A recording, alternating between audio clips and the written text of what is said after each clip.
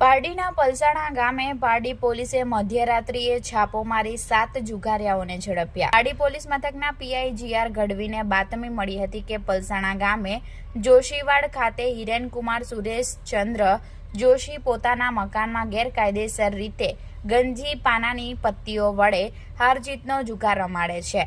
બાતમીના આધારે પોલીસે ગત રાત્રિએ લગભગ 1 વાગ્યાના સમયગાળામાં છાપો મારી તપાસ હાથ ધરી હતી। તપાસ દરમિયાન ઘરના રસોડાના ટેબલ પર ચાદર પાથરી 7 જેટલા ઈસમો 3 પત્તીનો જુગાર રમતા જોવા મળ્યા હતા અને પોલીસે દબોચી લીધા હતા।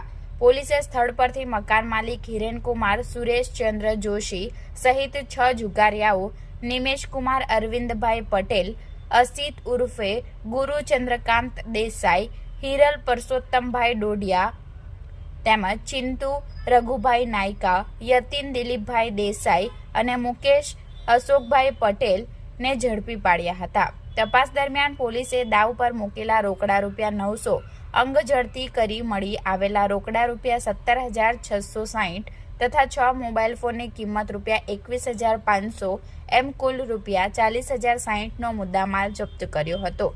પોલીસે ઝડપેલા જુગારિયાઓ સામે જુગાર ધારા હેઠળ ગુનો નોંધી આગળની કાયદેસરની કાર્યવાહી શરૂ કરવામાં આવી છે। પલસાણા ગામે થયેલા આ પોલીસ છાપાના કારણે સ્થાનિક સ્થળે ભારે ચકચાર મચી છે અને પોલીસની સતર્ક કામગીરીની ચર્ચા ગામમાં ચાલી રહી છે।